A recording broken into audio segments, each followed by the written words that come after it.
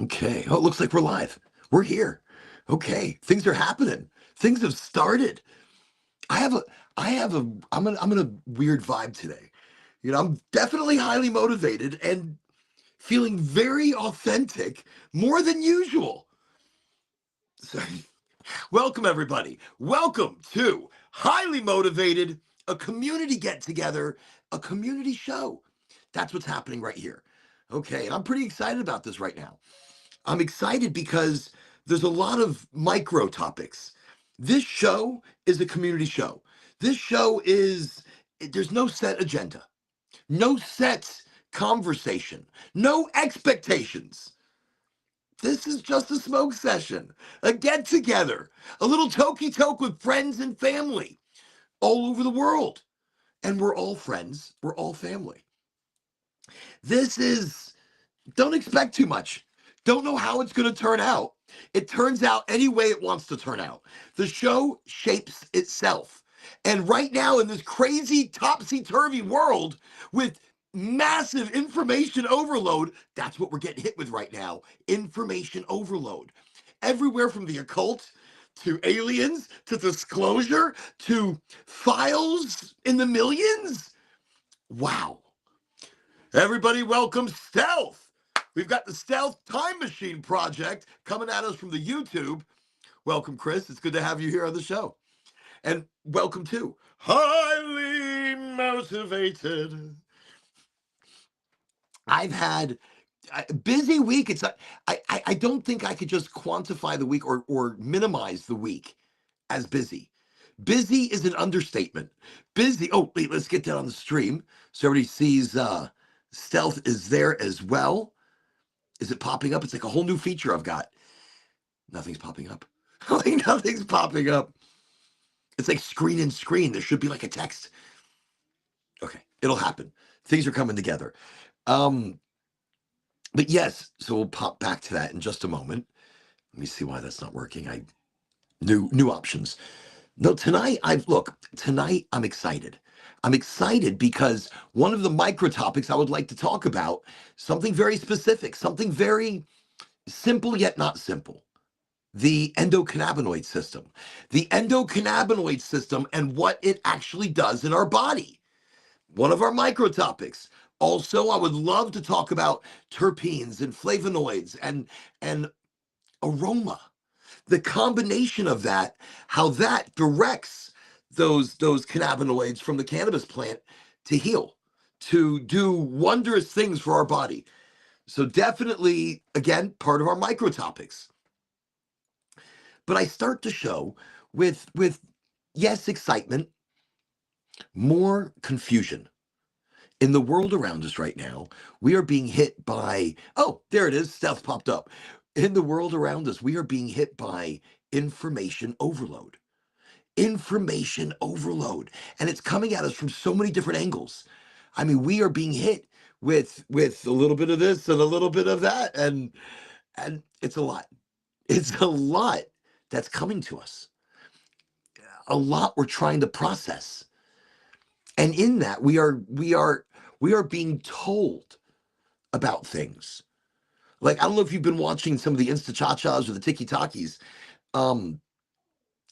but a lot of the talk right now is about the occult. It's about secret organizations. It's about ritual, things that are going on beneath the surface that we are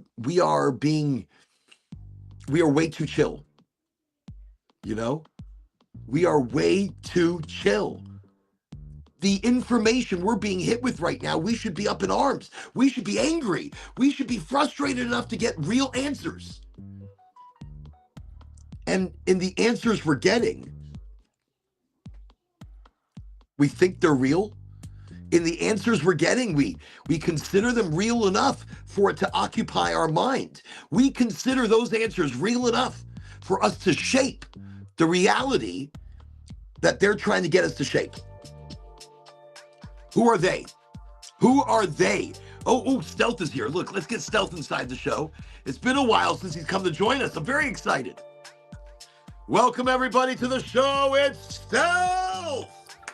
Welcome to Highly Motivated. Hey, Aaron. How are you? Good to see you. And second, let me do a little shift. There we go. Got you in. So I've got to tell you right now, look, I've got a lot to talk about in the show, but I don't. My mind has been consumed with the chaos of all this information. And in that information, there's disinformation. Let's get your take. Right off the bat. Okay, all right. Well, I have something on topic. What do you think of this? What is this? You can't see what I can't see. I can't see. It's so dark.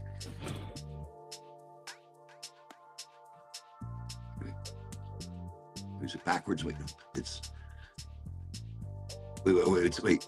I'm. What is that? What does it say? I can't read it. Something.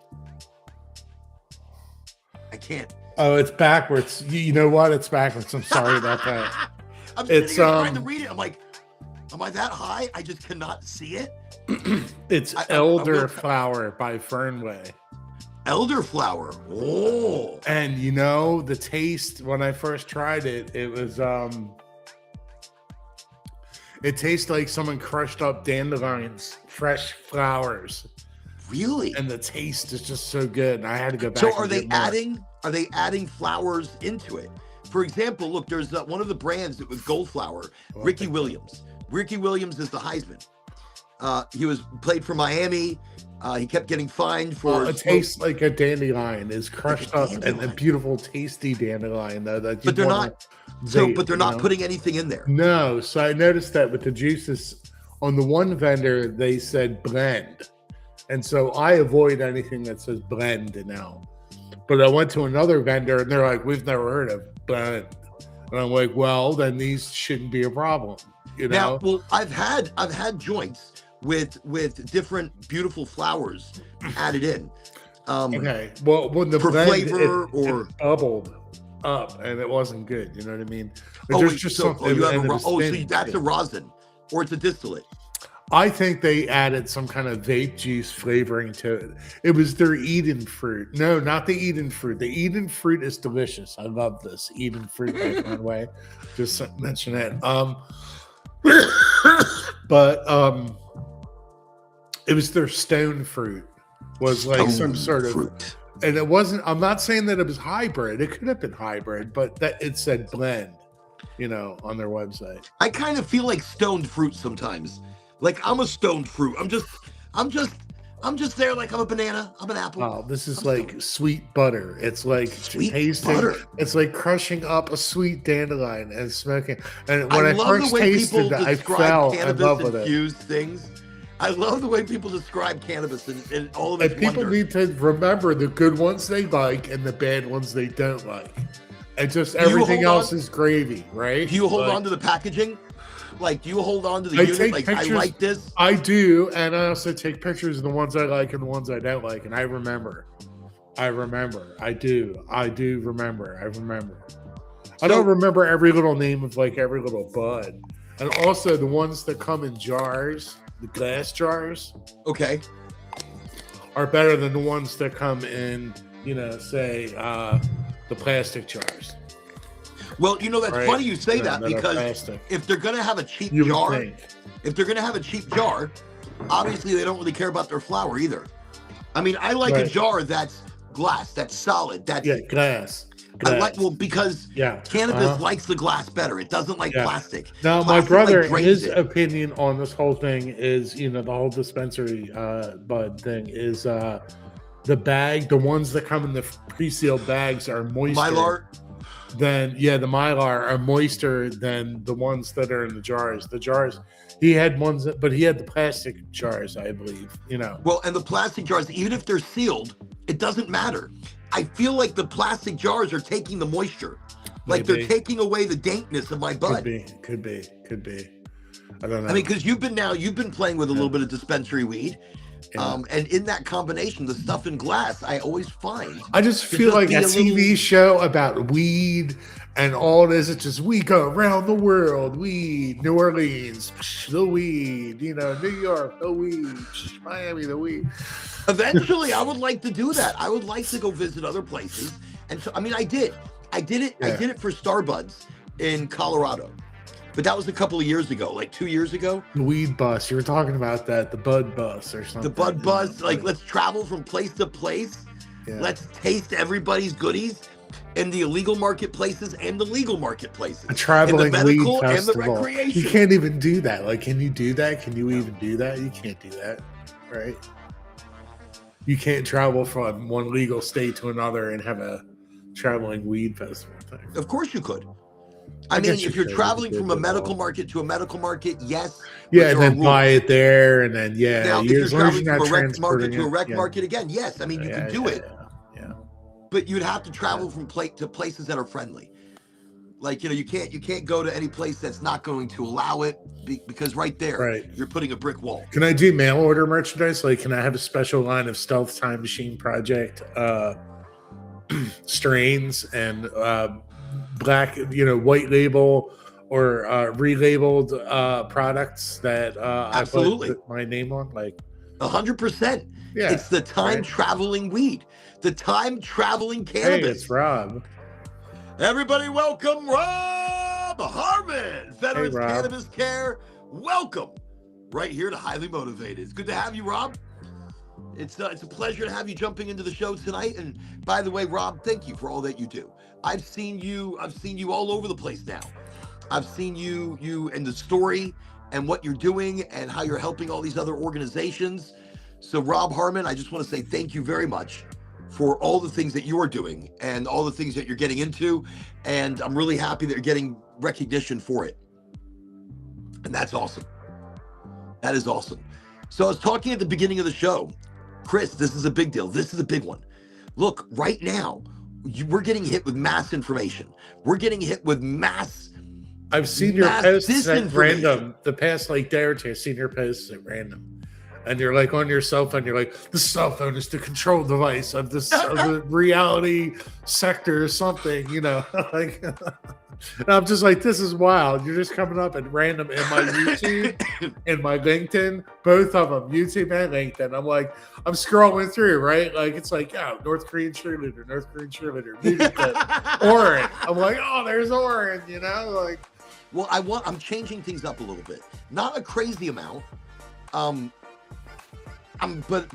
Oraganji, it's about cannabis. It's about education, but it's also about the disclosure of things. And I was talking about this on one of the shows, that disclosure is not just about aliens, okay? It's not. It's whatever is being hidden from us or whatever is being Matrix style shaped. Oh, and there's a lot right now. Sure. The whole world is a matrix. You can't escape it. Especially right now, we're starting to see. And so, by the way, I asked AI, I asked Lucid, the deeper entity, what's going on.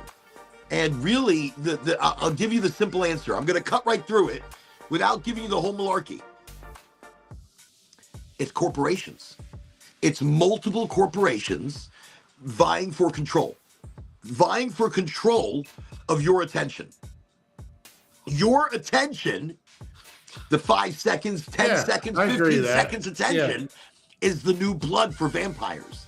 So when we talk about mystical things, there really isn't much mystical happening other than the greed of corporations, the greed of individuals, and the absolute, what's the word? How dark a soul can be, how dark an individual can be, how dark a group of individuals can be that control through corporations. With the Super Bowl, the halftime show is always some weird occult symbolism. The Olympics, some weird occult symbolism. They're all into that kind of stuff. I'm like, but it was. Did you watch it? No, I don't watch it anyway. I don't watch it anyway, but it's all with Lady Gaga coming and putting the horns on top of his head, symbolically how he was dressed. We are saying it was a wedding. It was a wedding. It was a ceremonial wedding. Right. Like it was like opening up a portal to the dark lord of the underworld. Like it did. Kind of crap. Even if you don't believe in that, like they believe in that. They're doing. Well, no, you're right. And actually, look, Rob's over here saying digital data sucking. But that is the world around us. We are data. Our attention has become king for them, has become the prize. Um, I'll tell you, I feel, and so that for me, tonight's show was kind of like, what is the real occult? The real occult is hidden in plain sight. I heard a quote that the dark magic doesn't work unless it's in the light. Occult means things that are not really seen on the surface or known. Tarot cards could be mysterious. Psychology. It could be occult. Yeah, psychology could be occult. Yeah, yeah. A lot of what we looked at as occult 20 years ago are reality now. I mean, you go back and look at some of the teachings of like Aleister Crowley. The Freemasons are the occult, right? Like the Illuminati. But the Illuminati would be old bloodlines, the Rosicrucians. When you get a degree at the university, you are the alumni, the alumnus. So you are part of the Illuminati at that point, and you have earned your first degree in the Illuminati. You have become one of the indoctrinated, learned. And then like in the secret corners of it, they're wearing like octagon hats with weird things, and you see like when they have graduation ceremonies, there's different people wearing different kinds of hats. Square hat. But in all of that, it's disinformation. I'm telling you, I think they tell us shit to throw us off. I think sometimes they are giving actual information that we take as a joke. I've seen recently, you ever see that those silicone skin masks they have? I've definitely seen some like things online where there's like people and they're like, what's up with this person? And their head is like a meat skin mask like thing. It's like, it's funny you talk about that. I was deep in conspiracy theory this afternoon, and Biden towards the end of his presidency. So they were saying in some of these documents that have come out about, you heard about that. To say his name. Yeah, they liquidated the real Biden and replaced him with skin face puppet Biden, and it makes a lot of sense. But it's not just that; it was body movements. There's a Japanese robot that walks just like Biden. Biden was trying to get through the sand, and the way his body was moving was identical to this robot. This controlled unit, and no matter what, the unit wouldn't fall down. Right. It could handle rough terrain, but the body style, it was just crazy. And I'm sitting here saying it, and I feel more crazy. But that's the kind of things that I feel like are being hidden. And in these document dump, they're coming out with 3 million documents, and we're being bombarded with bullshit and with reality. 10% of the national government spend is on fraud, like they say now. Like Minnesota was just a bellwether of many other places like California that, like it's all about, they set up all these companies and fronts and suck all the money out of the economy. Well, you see what I mean? We're getting hit with this right now. Right now, everything is such an important all out situation. In the open now, right? Everybody knows about that now. But now also I've heard about reptilians again. I've heard about possible alien disclosure in June. In June? Alligator people. I've heard about this as well. Now, keep in mind, I take it with, I laugh about it, but I'm not laughing. I giggle about this stuff. But keep in mind, the things that we giggled about 30, 40 years ago, we're finding out they're real. Like, some of the shit's real. So how do we take the information that we get now and how we're going to see that in 20 years? Planet Earth is just a speck in a vast cosmos. To say that there's not life everywhere else is absurd. You'd have to be absurd to think that. So there's all kinds of weird aliens and space fish and visitors from other dimensions, right? So how's progress going with your show? Oh, thanks for asking, Lauren. I appreciate that. I wasn't even really thinking about it, honestly. I was. As soon as you said space and space fish, I'm like, ooh, let's find out progress with Chris's self. Yeah, well, I have a story, and you hire a cast, and you shoot film, and you edit it together, and you create a TV show. You have to figure out the reverse funnel of that, though, is like, who's going to buy that, distribute it? I could self-distribute it. I probably will. But, where do you get the money to make something like that? The funding. And by the way, keep this in mind. I still think it's a great idea that we do a digital reading. Look, put two people together like in a Zoom. And people that really want to be involved in that, they have passion. Passion is better than acting any day. And if you have a script, let's do a read through. Well, and then we record it. Yeah. And you pay, and people pay I just want to make the cheapest thing I can make, but I want it to be like the visual effects are going to be high quality, right? And the acting's just going to be whatever it is, and the directing and all.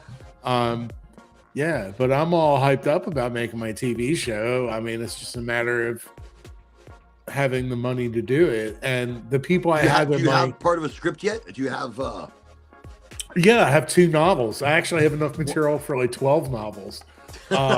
Yeah, it's crazy, right? Like, and also in my LinkedIn network, I have experts from like, from the big companies like ILM. I have like one of their like senior compositors part of like my network. Okay. Not that I don't want to drop names, but no, you want a lot of other people too. A lot of other people too. Film investors and a lot of people know, like, you know, I'm trying to do a TV show. And also I have the novels, and they're like in 27 different currencies, you know, on Amazon. You can buy that. You just keep putting it out there, and the right people are going to see it. You're persistent. If you just stay in there, and I'm not really moving the pieces any particular direction, but at least there's a piece on the board somewhere, and it could, and you have to have a piece on the board in order for it to move, right? So do you give up the importance in something after a while? Like, you just kind of let go, and in your mind you think, hey, just let it happen? Oh, yeah, absolutely. Absolutely. With the Stealth Time Machine project, that's a set thing. It's like, I got the books, there's a plan, how to do it all, what kind of people to hire to do it, and how you would do it. I mean, basically, when you make a film or a TV show or anything like that, you're just basically filming all the stuff you need, right? And then you know you're going to cut it together, and you're just going to swizzle in special effects in there. It's not rocket science, you know, like that's basically the process. You've set everything up. Now you got the dominoes set up. You're waiting. It's a funnel, right? Like and you're just letting it happen. There's multiple funnels. Like there's the production funnel, which is you film all the stuff and then you whittle it down. And like maybe only like, and typically in normal films, only like 2 to 5% of the actual stuff filmed is used. So like when you see a Marvel film and it's 2 hours long, they probably filmed like 20 hours worth of like footage material. Yeah, really. Yeah. And it varies depending upon if it's a reality show or a film or a TV show. So if you could so in my math, if you could, do less takes and have more usable footage of what you shot and have plenty of coverage to edit it together. I mean, you look at Ancient Aliens, they just edit random stuff together. I don't know if you've ever seen that, you know, it's like Boston, Massachusetts, 1950, the invention of the sandwich at, you know, Luxury Mountain. Could it have been extraterrestrials and vomit? Ancient alien astronauts say yes. Well, and you're right. You know? They've got so much footage probably. Yeah. They just piece together shows. You're right. Yeah, they just weave it together. And they're like, is this the first time we heard about that? And they're like, New Mexico, 1980. This guy had a ham sandwich too. And they're just throwing stuff up on the screen, random stuff. Pictures of aliens, space battles, flying through fields, you know. It's just random. I love it though. But I'm just saying, if you can throw something together like that, maybe you can get away with throwing it together. That would be an interesting Stealth Time Machine project. I mean, you say the story comes in layers. Maybe, I mean, look, time is not, you know, what do they call it? You know, so that's the thing. When you do a story, you do have to tell a story. So in the Stealth Time Machine project, there is a story, and it goes from one piece of the story to the next piece of the story. This happens, then that happens, then this happens, you know. It's divided into acts, and then the acts are divided into things that happen. It's the hero's journey, you know. The hero's journey. The hero's journey. We all love a good hero's journey. The protagonist is a girl named Alice. She goes to college. She leaves her mother. There's circumstances there with her mother, and she leaves, goes to college, And then as she goes to college, she gets the call to adventure, by a mysterious figure called the mentor or the professor. And then he takes her on time traveling adventures along with one of the other friends who are also like on their hero's journey type thing. And then they meet Mr. Bigleton from the fifth dimension. They smoke space cabbage. And then there's some warrior character, because you always need like an alien warrior type girl, right? Like you had Worf in the Star Trek The Next Generation. You had Teal'c in Stargate. 7 of 9. That's 7 of 9, right? Yeah. So you have the creature, which is Mr. Bigleton. He's like a cat. Originally, he was going to look like Yoda, but I had to make him like a cat. So I got it all figured out, man. I got it. To me, Mr. Bigleton is not really just a cat. He's just embodying a cat. He's got glasses too. Like he's real smart. Like, you know what I mean? Like studious. That's what my friend said. And this shit's just random. I was doing stuff with AI and it came out as a cat. I'm like, it wouldn't do like a Yoda type character. I had a cross between a gremlin and a Yoda, and they're like, because of copyright law, Lucasfilms, we're not allowed to do this dubious image for you. I'm like, all right. Now, are you using a free version or a paid version? I'm using the paid version. Okay. Now, because once I started paying for my version, things changed entirely. It gets better. The paid version's much better, of course. It is. It is much better. But so it's funny. I stopped paying for it. Actually, I'll tell you what's crazy. So I stopped paying for AI, and it got really dumb. Like it got really, really dumb. It just the paid models are better. Right. Yeah, and then I paid my bill, and then it came back. It was like, it was like I was on vacation, Yeah, the paid models are definitely LinkedIn, better. I got to tell you something crazy. So on LinkedIn has, so I stopped off the connection. Oh, I see. Okay, we're back. Yeah, that was wild. So we flip positions too. Now I'm at you know what it is? I started talking shit, and you're like LinkedIn. And it's like, look, I love LinkedIn. I really have, but then I found something out. All right, so LinkedIn, I've been paying like $60 a month. $60 a month for a very long time. Yeah. But I've been utilizing the educational side of it. I've been utilizing the sales navigator. You're like, give me these weed people, and it's like, here's these weed people. I'm like, correct. So I would use it, but here's the crazy part. It was isolating me only within the cannabis industry. Right. So people outside the cannabis industry were not seeing the feed. Right. And I was paying. And a lot of the other features, I just felt like they were just taking advantage of me. They were actually minimizing me, and less people were seeing me. So I stopped paying. Right.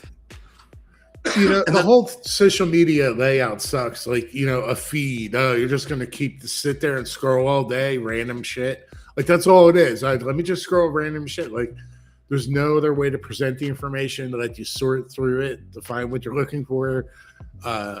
In the old days, we had that. We did have that, but with like news groups and things like that back in the early mid 1990s. But I'll tell you where it gets crazy. LinkedIn became a pay to play. So when I stopped paying, Well, when I stopped paying, I remember how that used to be. But when you put a post on there, it's like, do you want to boost it? They added not even the boosting. Too. They took away too. One of my posts. So I've always posted the grand openings. Oh, they took one of your posts away. and they said it was for prohibited items. But what the fuck? But wait, I smoke on all my shows. I talk on all my shows, but it doesn't matter. Maybe you're just getting away with it all this time and nobody's watching it. Because I had there was 2 posts that I put out. Yeah. One with Randy Lanier, and we're chit-chatting about the freedom rolls and a few other things. They didn't touch that one. But the one where we cut the ribbon on the grand opening, and I didn't show patient faces. I was very careful with that video. Nobody was smoking. I was watching. I've seen some of your videos you posted. Yeah, I saw that. They took that video down. LinkedIn took that video down. I saw the one where you had a bunch of people in it. And I'm like, oh, well, I can see a bunch of people. For a moment. For a minute. You might have seen it, and then they took it down on LinkedIn. Yeah, I saw that one. I had it up for a day, and then took it down, and it was really nice. I had some good graphics in there. I had that initial thought too, Aaron. Though honestly, I'm like, oh, I can see people, I can see patients. Ooh, but only the backs of their head. Yeah, like you really couldn't see who they were or anything. Like and so you just see this like average people just walking about, But they took it down. They took that shit down like ultra fast. And shocked me. It totally shocked me. I was so not ready for it. And I appealed. I went to them and I said, listen, I think not only do I think you're wrong, I think you're totally wrong in this situation. I'm not showing illegal stuff. We're not promoting it. We're promoting the opening of a store, which I have posted 10 times for Goldflower, 10 grand openings. I have posted 10 beautiful grand openings, and they have never taken always one down. An enthusiastic, great grand opening when you do Thank that you. too. But because I pay $60 a month, and I stopped paying, and they stopped allowing my content. Sure. There's some politics there. Sure. But now, especially because of that, I didn't want to pay anymore. Especially because of that kind of treatment. I've been contributing content on LinkedIn for a very long time now. And you're just food for the machine, content. Bro. You're nobody. Doesn't that suck? It's like when you get on an airline, you're like, we care about you, and we know that you trust how much we love you as our customer, the caring, wonderful, beautiful customer that you are, and are loving. Flying with us is like a communion between friends. Like it's just such hype and bullshit. It's totally meaningless. It's like. No, I agree. I agree. And it is totally meaningless. But where I said I love LinkedIn, when I was still paying, when I was still contributing.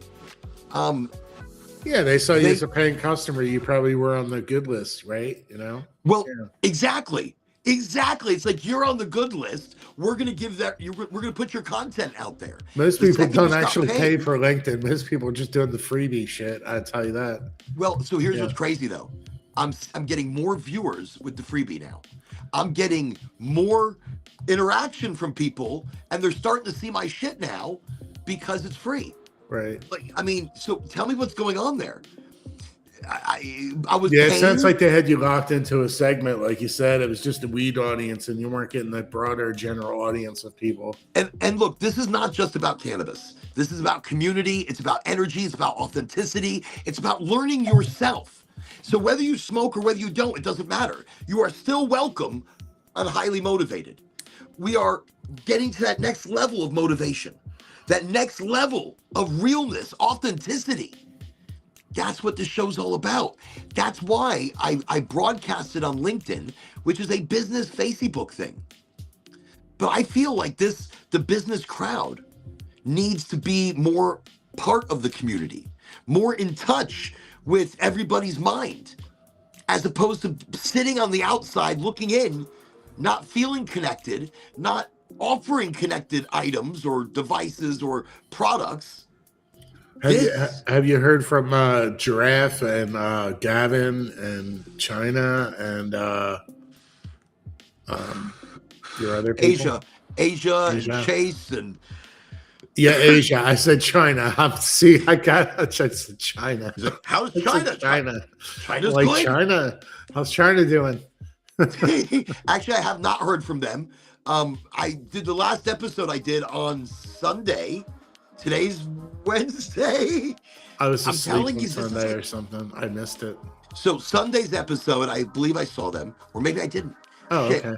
Maybe it was last Wednesday I talked. I don't know. But I saw them at the end of one of the episodes. Chase and Asia came in. Okay. So sending out positive vibes to you, Chase, and Asia, and Gavin, and Giraffe, all of you. Well, now look, Giraffe's in Georgia. He went off to be in the service or something. He joined NASA or something like that. I don't know. At this point, I don't know what he's doing. He was lined up. He's welding. He's gotten into welding. He had the opportunity for some great jobs. And so what he's done, he's looked at the welding and said, no, this is a great job, and this is what I'm going to do. So congratulations, Giraffe. Just hope you're being careful. Don't weld the wrong things together. You can take that in so many different ways. Okay. By the way, I'm a little extra happy. That's why my brain really is just kind of floating from thing to thing right now. I've been really dabbling. Like I'm beating around the bush. I've been dabbling with mushrooms again, and whenever I have the availability of some mushies, I love microdosing.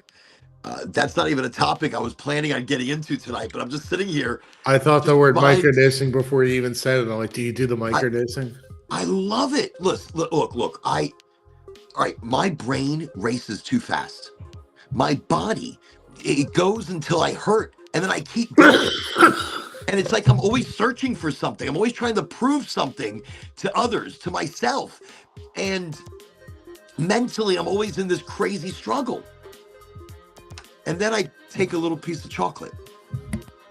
And a little piece of chocolate, which has lion's mane and chagra and a little psilocybin and some other beautiful mushrooms that open the mind, open the bloodstream, do a multitude of things. But all those other things drop.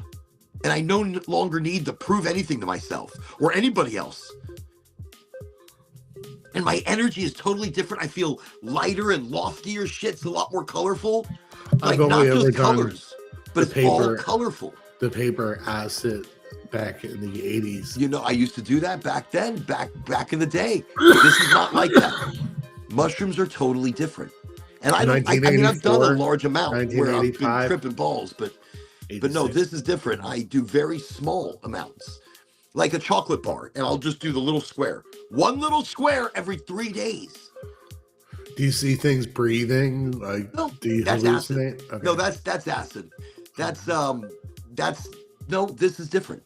This is centering the mind, body, spirit together. I'm no longer searching, and I feel part of.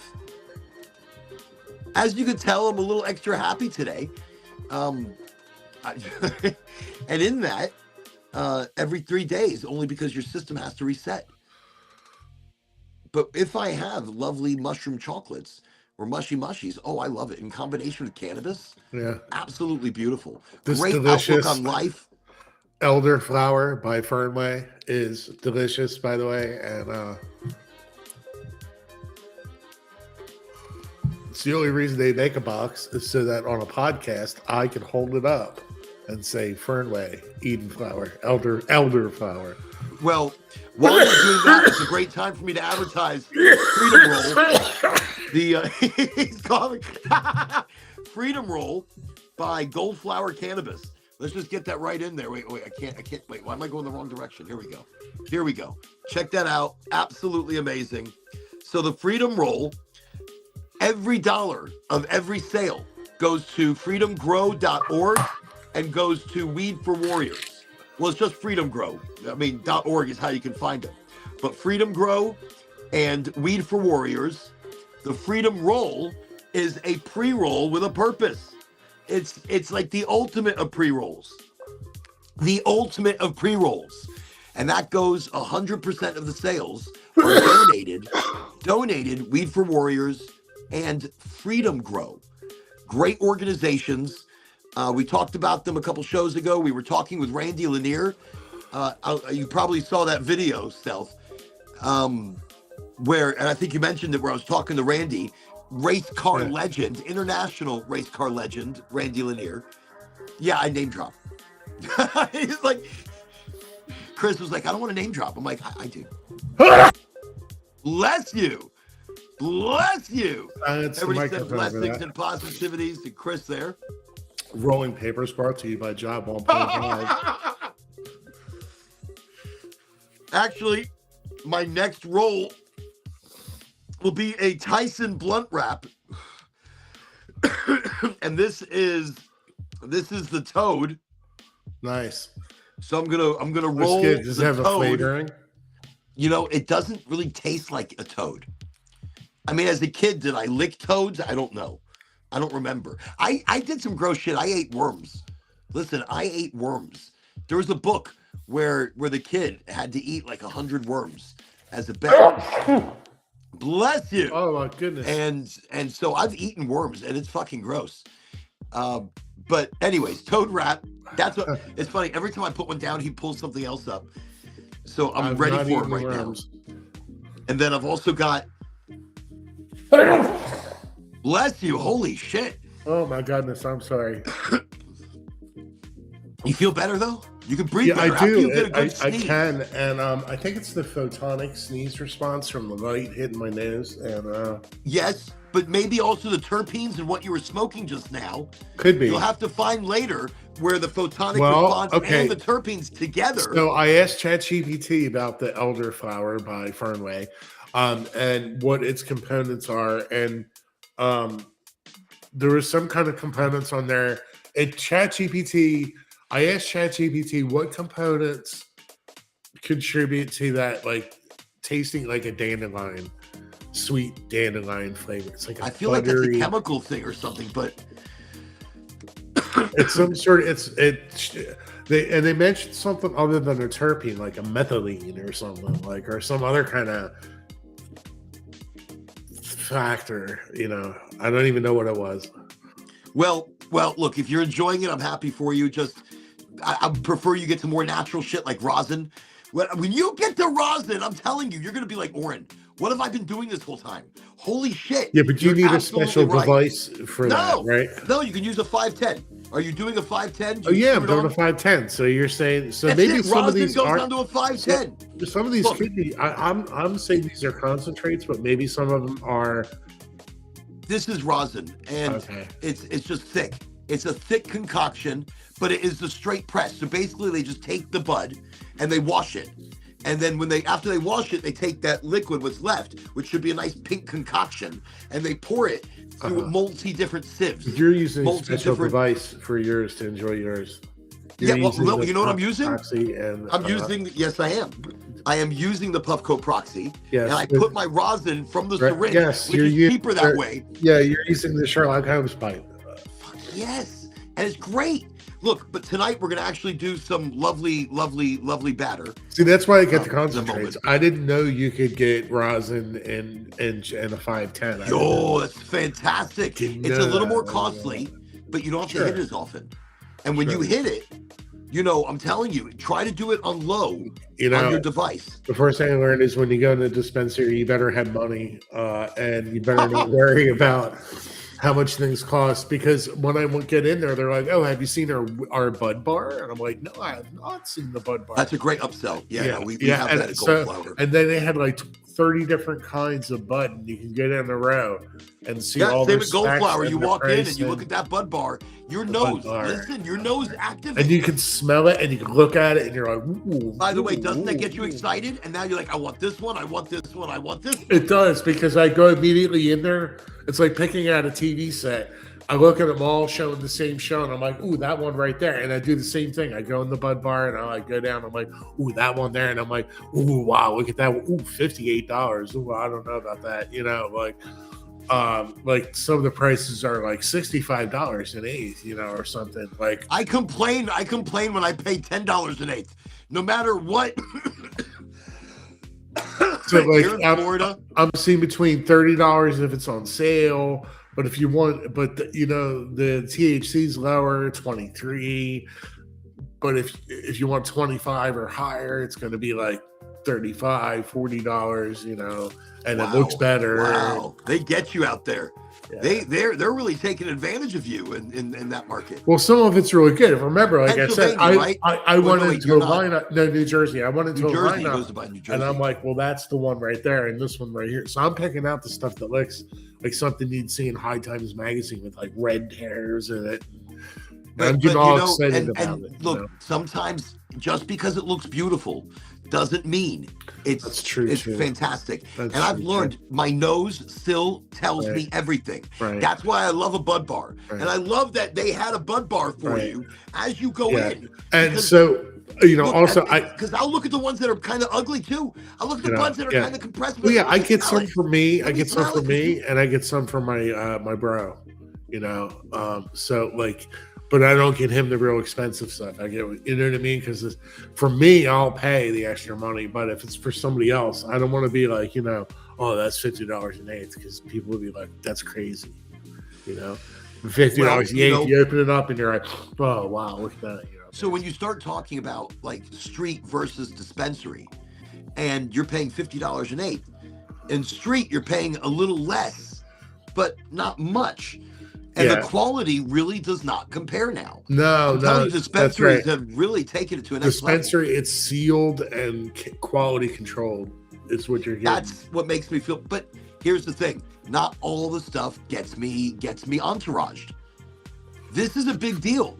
I smoke. Look, some of this dispensary stuff. I've smoked a couple joints, and I'm like, I should be high by now. It's like a hunt. It's a quest for something that's going to work with your body chemistry, the breed, you know. And that's why it starts with your nose. Yeah. And that's why don't always look at the most expensive bud. Yeah. That's a farce. Look at look at the terpenes. Look at your terpene profile. Could you imagine doing a TV show where all it is you're just smoking the best weed in the best places, eating the best food? They have that. Craziest. They have 2 Chainz. I want to say, is it 2 Chainz? I want to say 2 Chainz has a show. 2 Chainz. Where it's like the best of everything. It's actually, you're gonna love it. You're gonna look it up now. I'm telling you. 2 Chainz is called 2 Chainz. Is that the name of the network? And he's smoking the best fucking weed. He is eating the best damn food. Right. You know, he was getting bottled water that's like $100,000. It's crazy. That's crazy. Yeah. Wow. Crazy. Okay. So I wonder what the show was. I'll look it up. And it was so 2 Chainz has a show about the best of things. 2 Chainz hosts the popular Vice TV show Most Expensivest, exploring luxury items. Most Expensivest. Thank you. So it's called Most Expensivest. Yeah, with 2 Chainz, with the Z at the end. 2 Chainz. And let me tell you something. Vice TV reality series. He gets so fucking high. And it's not just that. You know, like he was looking at Canagars, which is a cannabis cigar, and I've done them on the show before. And the ones that he was picking up or that were available, there was one that was like, I don't know, it was $25,000 for a fucking cigar. But get the fuck out of here. Holy shit. Just people throw away money. It's crazy. And, you know, he's tried like different cooking. It's just everything the most expensivest. The most expensive places, things, like you were just saying, 2 Chainz is already doing it. But I would love to have another show. No, I want to be on the show, though. And I want to be the one smoking the weed. Look, you and I, listen, Chris, that's what we need to do. We need to come together with a show where we go try some expensive shit that other people pay for. Right. I am down for that kind of a show. Right. He's already. I am too. Right. I am too. Right. He's like, right. Yes. Let's go. New Orleans. We've set up the best of the best. Let me tell you something. Weed, Bourbon Street. We're going to do the best weed, the best wine, the best show, the best thing, the best cheese, the best this, the best that. Right. Right. So all it is will be a bestest. The bestest. You spin a wheel, pick a random city, and then you do the best. Look, in the mornings, the Bloody Marys. You know? A Bloody Mary on in the French Quarter at one of these cafes is like the best Bloody Mary you will ever have in your life. Right. It's just crazy. It's crazy. The best drink, the best weed, the best food, the best show. Look, I'm telling you, that's the best band, the best guy. Look, we gotta spend like a week there. You gotta spend some time in New Orleans. You can't just the best haunted history tour. You know, the best ghost. The one. No, I think, and I really would. I'm telling you, I think you can incorporate what you do into an interactive show where it almost goes down you're going down a historical pathway. You're time traveling to a space and time where you have to be of altered mind to get there. Scripted TV. Yeah, you're telling a story. You're filming this, Yeah. and this. You're splitting it together. You're spitting it out there. It's not rocket science. It's not. It's it's a science, but it's not. I burned myself. It's not like an impossible rocket science or something. No, but you know something? I like your energy. And I like your momentum. You just keep going, and that's good. Oh, well, look. Okay, so here, we need to help you do it. So you need to give me a direction that we want to take. So Oren, I was thinking. So here we are. We're smoking, right? And this is great. With no agenda. So I was thinking, what makes the ultimate like classic Tom Baker Doctor Who episode, right? Or even John Pertwee or some of the others. They always have a rubber creature, which is like the monster of the week. He's the bad guy. It's just some guy wearing a mask or something, Oh, the you angels, are a mega. No, the statues. The statues were the best. Listen, the statues. The statues were like that's one of the most... newer Doctor Who. That's the newer Doctor Who. So I'm just talking to classic Doctor Who. Okay, classic. Let's go back. So You're right. They had models for everything. You would see the space shuttle hanging from wires going across, the asteroid field. And they had people in suits that were the monsters. And they always had often 1 to 2 tribes of people. So they'd have a couple tribes of people. Then they had the main a system. cast. They had a and they'd have 8 people for a tribe would equal some massive tribe or something, because they didn't have that many actors to play that many people. So that's kind of funny, right? It is. And look, they did that. You know what other show kind of followed that platform, like Danger, Will Robinson, Danger, which was Lost in Space. Lost in Space was and every episode they're dealing with a similar kind of civilization. Right. Some guy's dressed as a carrot and right. What the fuck is going on here? Dr. Smith becomes a carrot or something, right? And the one guy's a head of lettuce or something, right? Yep. I don't know what episode you watched, but you were high. That was Voice to the Bottom of the Sea was like that too. It got really silly towards the end. Right. It's like some weird sci-fi stuff. And they would show it, but it was almost like you're passing through dimensional time. Yeah. Because every episode where you said, they're just piecing it together. But they are just piecing it together. They are just piecing it together. And that's what the story, but that's our short attention span.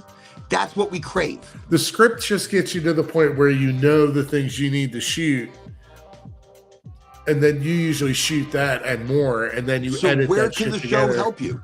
Where can the show help you get to that next level of where you want to start taking this? I need to film a trailer. I have a production studio in New York lined up for that once I have funding to actually shoot the 60-second to 120-second Stealth Time Machine project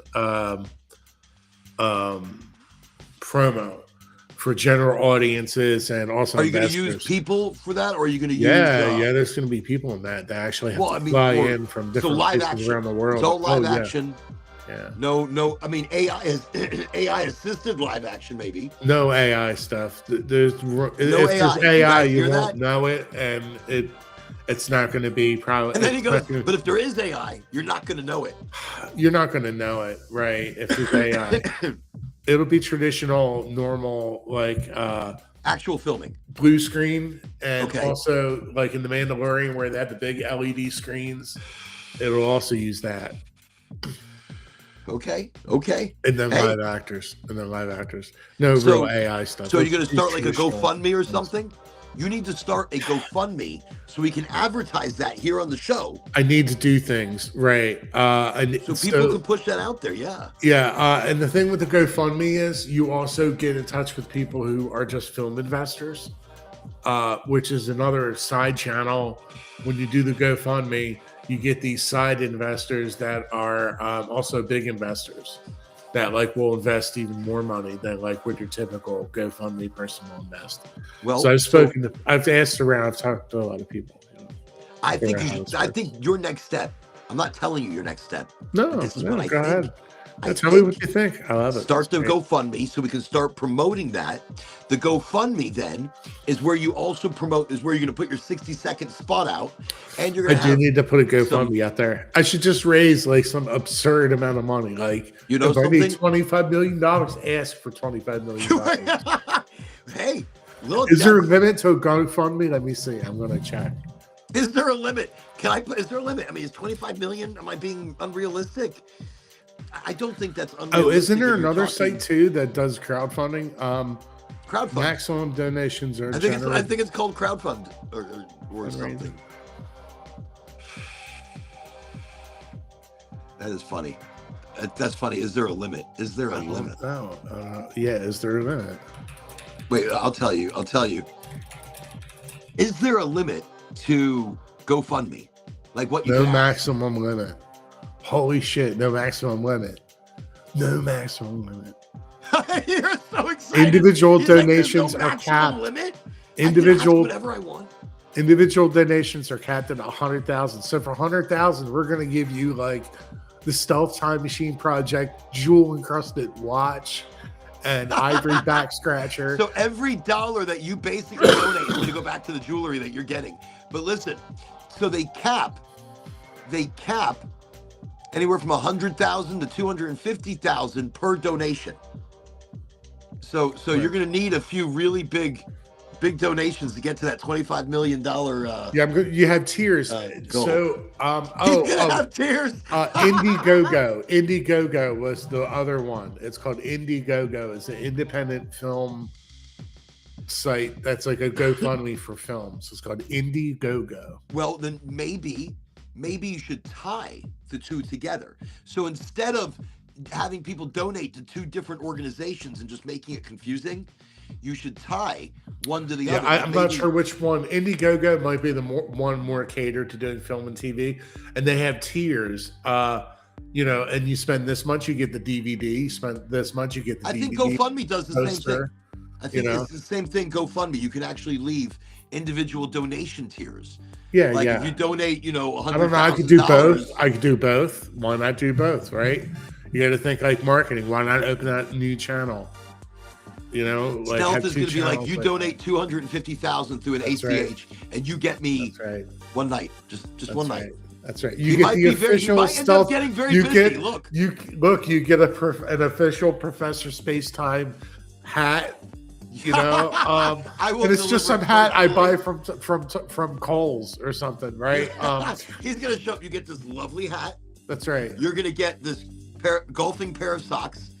You are going to get this. I won't. I'm not. Yeah, maybe. Yeah.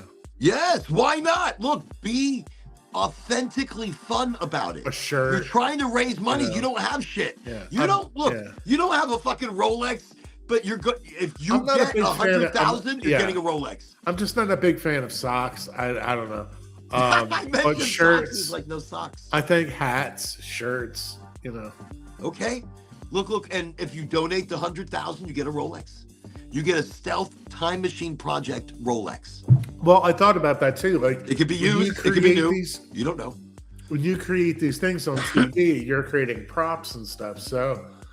I've definitely thought about those props would make great toys. Like, so I wouldn't want a prop that didn't seem fun to play with. And I think the audience wants that too.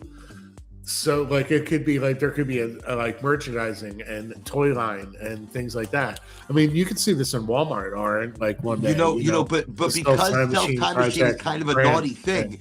I also see it in a naughty way, and I don't. Oh, it is a naughty way. It's an adult-themed show, right? And you know what audience is going to be huge? It's going to be your Asian marketplace because they're the freakiest of them, at least the most in touch with their freaky sides. Yeah, that's a good point. Yeah.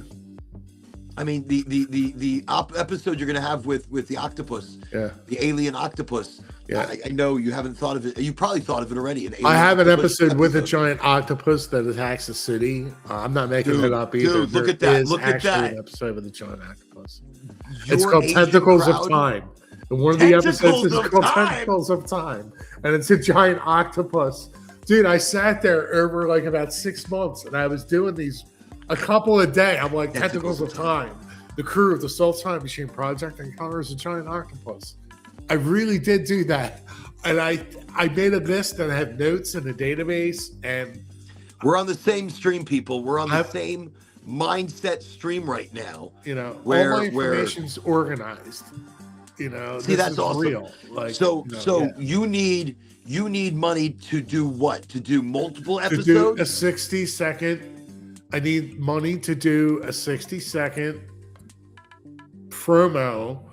How much would that yeah, cost you in that that's a professional great studio that you question. speak of That's a in New great York? question. Wait, is it New I York? need to reach out to that studio and ask them estimates. But you get like, do they give you a Yeah, there's a roundabout? studio in Woodstock, New York that does turnkey production where you just pay the money And it's a big and place. you go in there, and they have experts there already that do production, like for cinematographers and visual effects artists, and you just go there and tell them what you want. Hollywood I think you should uses go all them. Sundance with this shit. I'm telling you, I think, look, all your people on a couch, zooming into, this is how I see it. For some reason, I just keep seeing it on the couch. Even though there was another show where people got high and they time traveled, this is different. There's because definitely a couch in the living room on the time machine, and it's like yours, passing around the bong, going on explorations to different planets. Right, like, is everybody That's high right. enough? Or did you get high? Yeah. This is what we're That's not right. traveling. The That's fucking right. controllers, nothing is working right. I've been right. pressing buttons for like 30 minutes, nothing. So we have a problem. Everybody, look, you didn't smoke, did you? They didn't smoke. So right? there's a Come on. scene Toki, in the Toki. second episode of Stealth Time Machine Project when it starts up. It's a cold opening, and the one guy and they're taking a hit from the bong and they're passing it around or whatever, or it's a vape thing or whatever it is, and they're passing it around, and then you see the one person grab it, and it's like a cat's hand, which would be Mr. Bingleton or Comes something. from out. Okay. Yeah, it can't be a troll's hand because I would get sued by LucasArts. So it's a cat's hand, and I'm always gonna have that thing.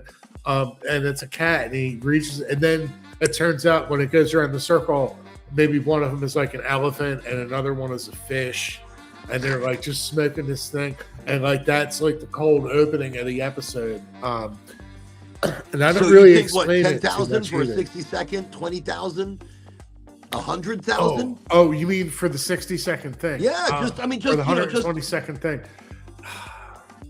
120 seconds, a 60-second spot being done. $100,000. You think $100,000 would do it? So look, let's look at it. $100,000. You are manifesting. You are creating in the now.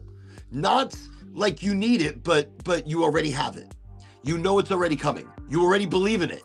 You already believe in the $100,000. You already see it So what's crazy in your about the bank 100 account for this So specifically. what's crazy about the 100,000 is, and I could do a GoFundMe just on the 100,000, right?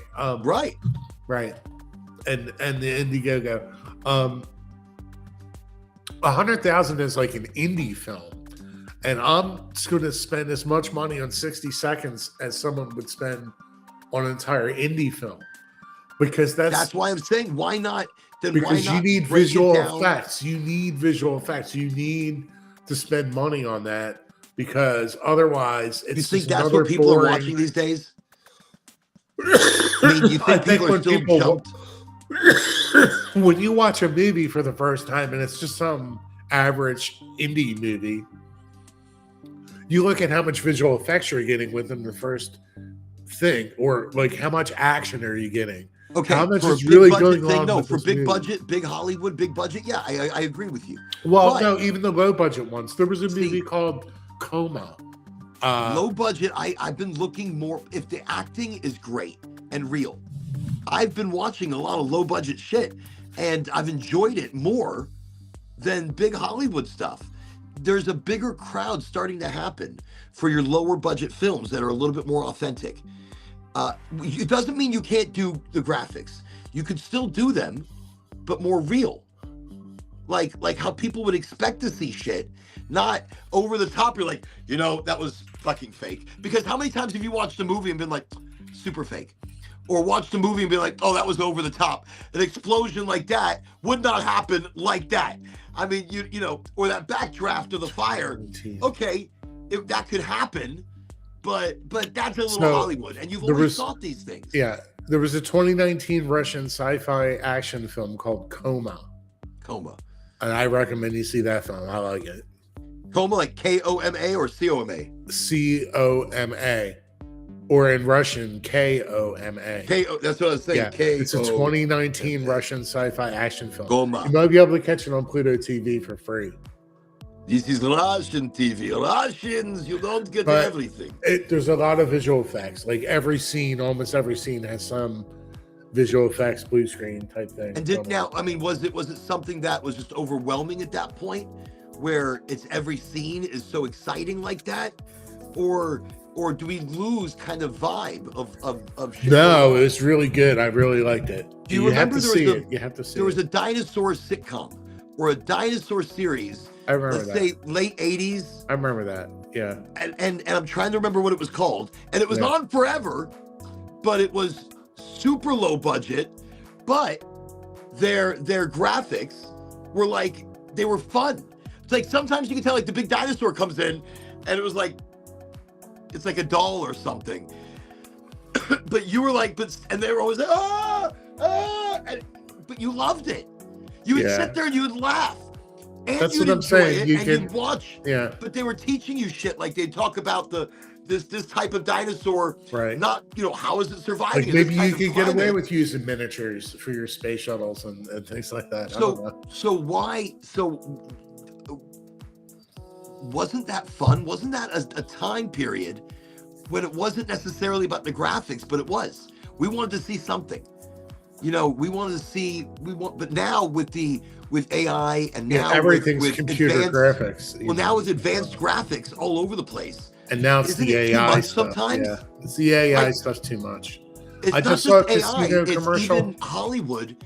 It's too much. I just saw a casino commercial and it's AI, and I thought, it's too much because it was just all AI generated stuff, and I knew it too. You could see it. Like, you're like, it's too many rows of people, too many. When it's AI generated. I saw that. I saw it for an insurance commercial, and I'm like, look, they're all wearing headsets. Why are they all wearing headsets? You would think these people spending money on these commercials would at least double check some of the video. Now, AI is pretty cool. I mean, you can take, recently I discovered you can take a picture and you can be like, zoom up on that, zoom out, rotate it, and it'll try to compute it'll three-dimensional different angles and 3D things. AI is amazing. It'll do that. You can tell when you upload your photos and tell it to do that, and it'll do it. And I'm amazed that if you let it control the whole video, it's just too much. It's a lot. When you're doing videos, I'm just talking about individual photos. But when you do videos, it's the same thing, but with videos, But here's it's random. It's random. It loses track. It gets fuzzy after a while because if you try to feed the same image back in, it fades over time. So it doesn't anchor onto things as strongly as it should. There's limits. It's wibbly wobbly. It's not all that great. But it's not just that.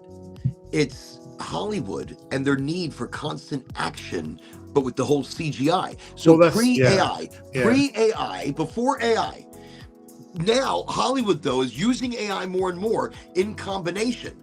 But it's this new style of like, okay, I didn't see the movie yet, Running Man, where they're remaking some of these films, and the reason these films are not catching like they should, it's not the real action anymore.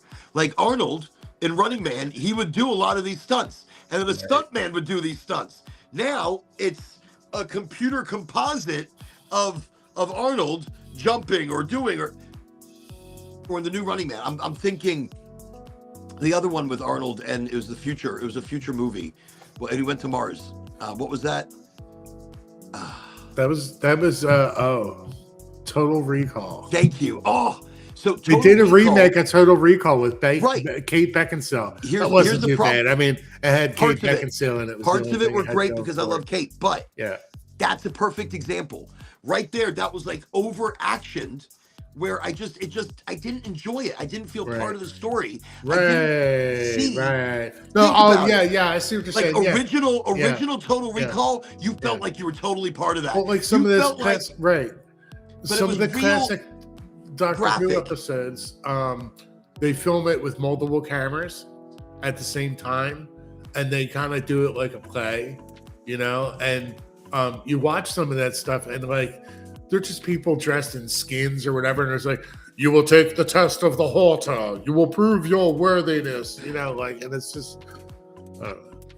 No, look, I'm talking about, look at Total Recall.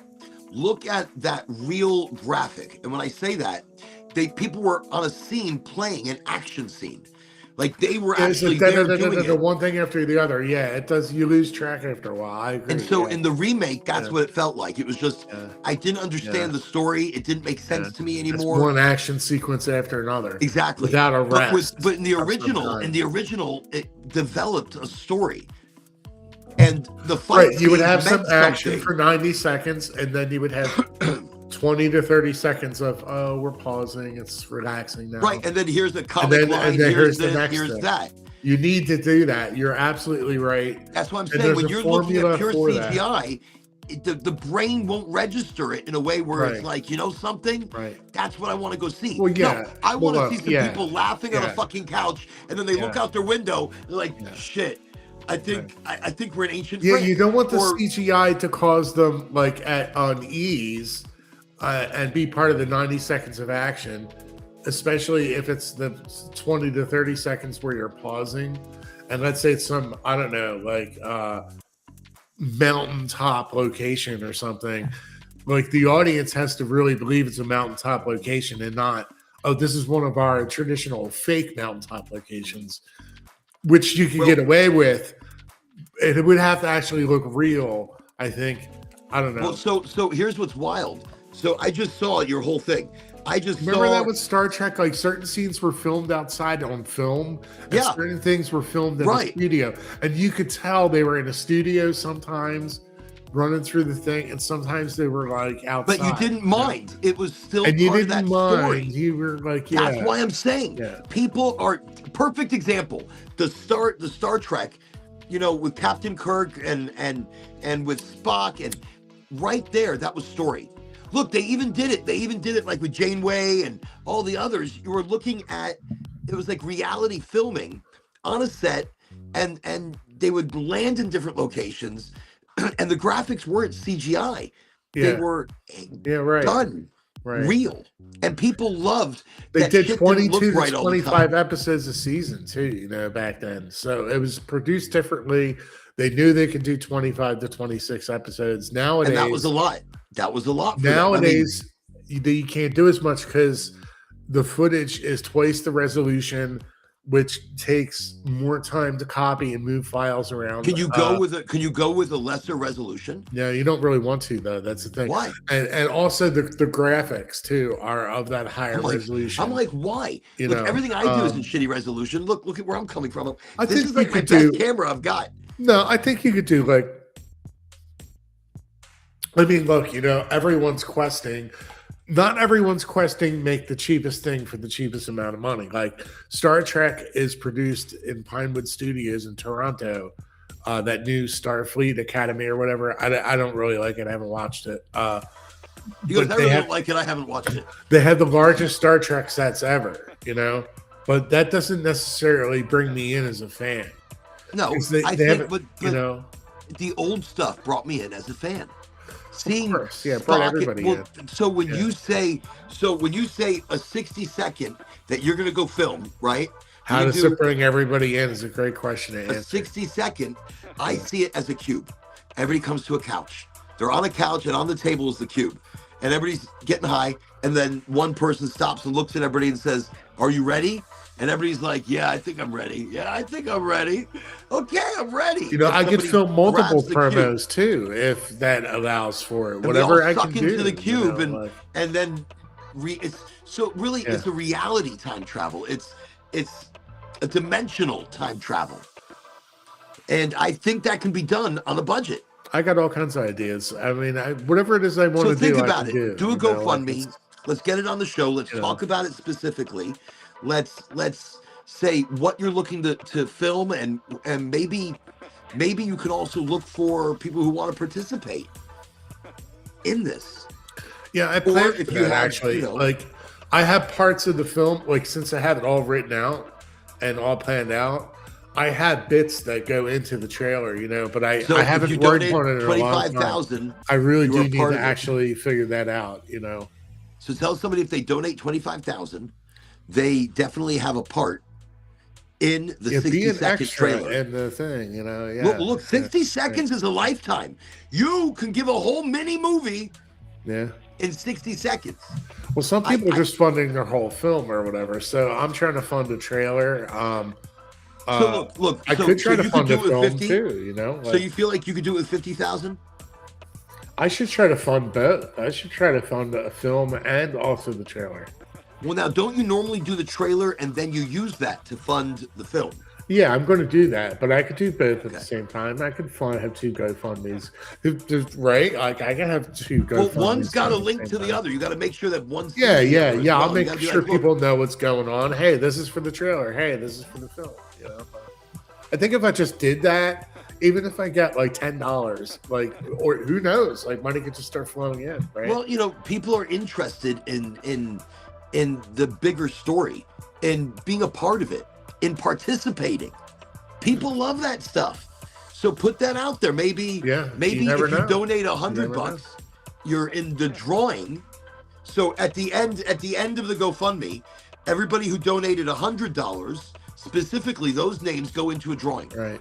And they and who you pull out, like say you pull out 2 characters from this, they're going to be in the show. I would probably have more luck pulling out a couple film students from the local community college and just paying them. I'm just telling you, people, in beer and pretzels give them to an see incentive. if I could make a thing, Well, then, why not do that? Why not do that? Why not? Let's go back, do it in the style of like Star Trek back in the day. Lower graphic, but fun. And no, the graphics aren't the problem. It's just things cost money. You want to hire people. How much do people charge? No. Do this shit on Fiverr. No. That's what I'm saying. If you just shoot like a documentary type TV show, like like Weed Bus or something, and you're just driving around on a bus and you're filming stuff. You know what I mean? Like you just place it together. Wrong show. Yeah, wrong show. That's I think that's called something else. Something, yeah. I think that's called something else. That's really low budget. Oh, they have that other bus too. Yeah. Yeah, they got a big crowd. They got a big audience that watches that. No. But no, I feel what you're saying. That's too funny. I gotta tell you, it's great when you can come to the show and just talk about things and really not. That's what the show is. There's no specific chit chat. Tonight we were going to talk about the endocannabinoid system, but now being an hour into the show, and I'm just reminding people I get up really early tomorrow, like psychotically early. Elderflower by Fernley, very tasty, extremely tasty. And don't forget about the Freedom Rolls from Goldflower Cannabis. Don't forget Goldflower, Freedom Roll, official sponsor. Official sponsor there. Are they your official sponsor? Are you? Well, no, not necessarily. No, I do a lot for them, with them, but I don't. With them. I have no affiliated official sponsor right now. There is no official sponsor as of right now. Okay. But I am directly affiliated in their openings and new territories, new markets. My efforts are more concentrated. Have you ever thought about opening up your own weed dispensary type place? My own brand. Yes. My own dispensary. It's been a dream. I would say 8 years ago, that was my dream. And after being in the industry for 8 years here in Florida, so I don't know. I don't know anymore.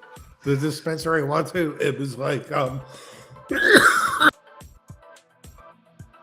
you just gave me a good. I was like, they had let me pack the proxy. So you'd go into the identification room as the first room. Then you would go into the koi pond area. And the koi pond area was just a waiting area. And they had fish in the koi pond, right, at this dispensary. And then I went to the third areas where you actually, the bud bar, where you see it and stuff. That looked really good, by the way. That does. It's beautiful batter. Listen, Goldflower is just killing the game, people. Goldflower Cannabis. Dude, there's so many product placement opportunities in Stealth Time Machine Project. Like the character, Mr. Bigleton can be like, "Oh, where's my Puff Go proxy?" You know? I will like have to smoking my reach resin out. from Goldflower. You know, like reach out to Puffco, and this let them know that Goldflower resin's the best. Yeah. You know, yes, we love their shatter. So exactly. And that I just put. I just turned it on accidentally. That's how you turn them into sponsors. You do that. I wasn't ready for it.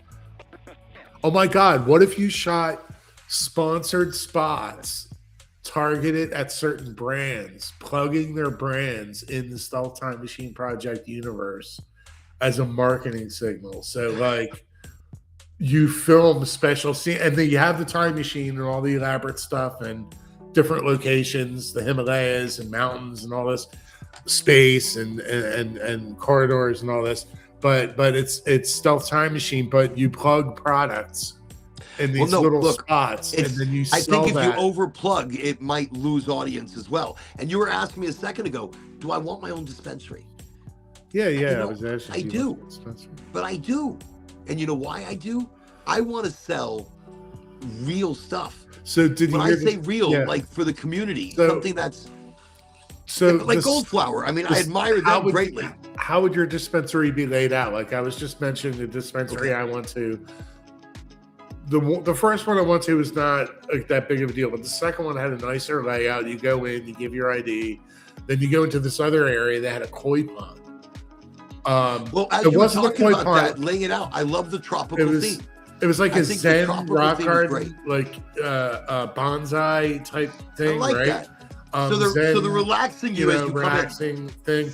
And they had those little tiny fish, a couple of those little tiny fish in there. And anyway, and then you go in from that area into the actual bud bar type area where it's much bigger, the showroom where all the stuff's at. Yeah, I'm just saying, like it was highly controlled, and the area where they had all the stuff stored was isolated from everything else, and they put it through like a doorway. You know, it was isolated. You couldn't get one area that wasn't connected to the other. It's interesting, and I've seen different. I've seen different layouts. Yeah. I like it simple. Look, I like it simple. The other place wasn't like that, you know, but this place was. No, I went to one place up in Maryland, and one sec.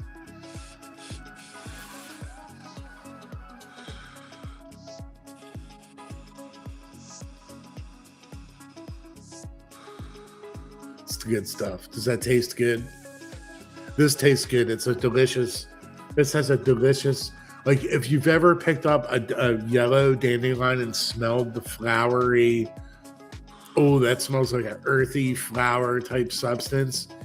It has whatever that substance is, that chemical compound that you would have in like a dandelion or something. It's in here, you know.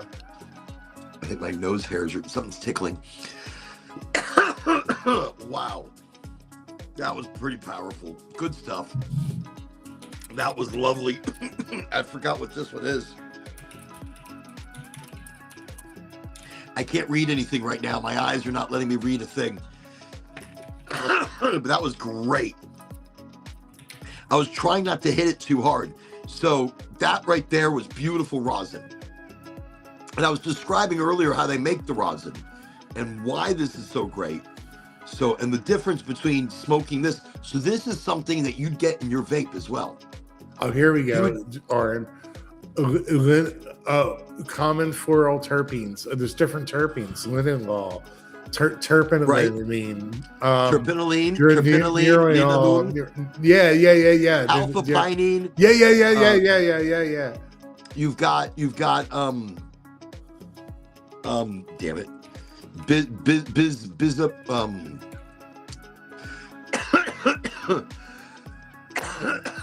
of course, when I'm trying to think about them, I can't. Okay, very good. So no, definitely talking about terpenes. Terpenes are a big deal. Look, terpenes, they bring not just smell, but they bring taste. They bring aroma. Taste. They activate the cannabinoid receptors. I was just putting taste into the AI. Oh, you just Terpenes responsible for the flavor. And in most elderflower carts from Fernway, the dominant terpenes are limonene,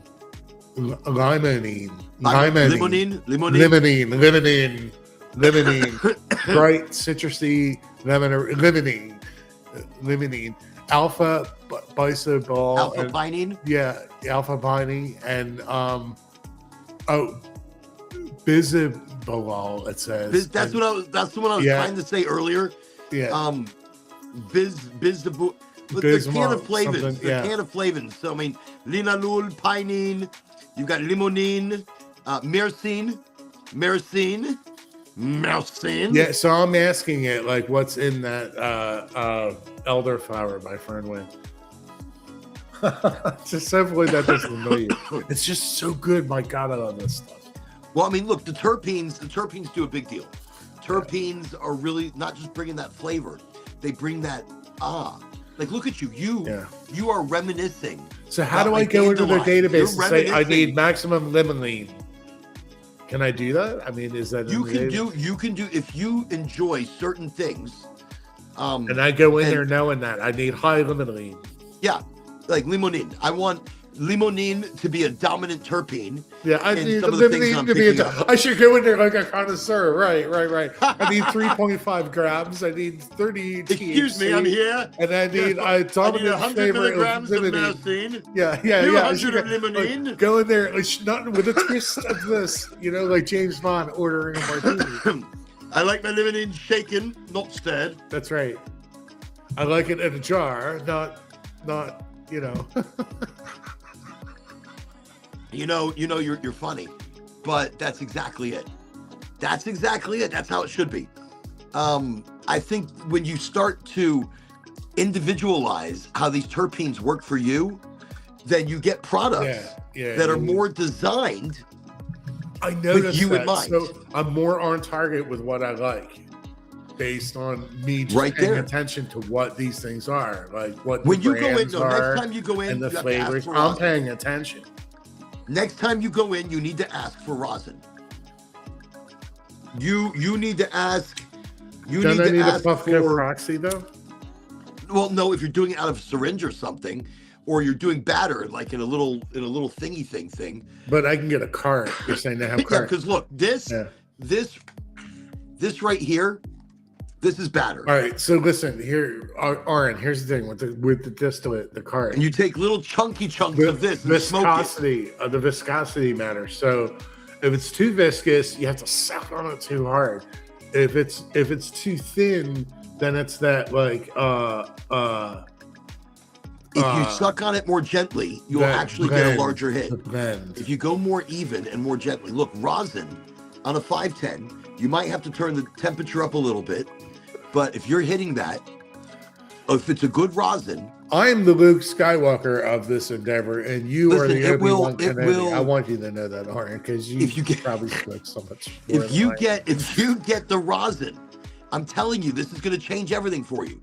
Live rosin. I'm sure my life's going to change when I get it, Aaron. There's no doubt about that. It is. It is. Because I'm going to be like, oh, wow, limonene. Yeah. I'm going to get limonene. When you take that first hit, you take that first hit, it's going to be like you took a hit from a joint. Right. And I can ask for limonene dominant terpene. Yes. Yes, something more sativa.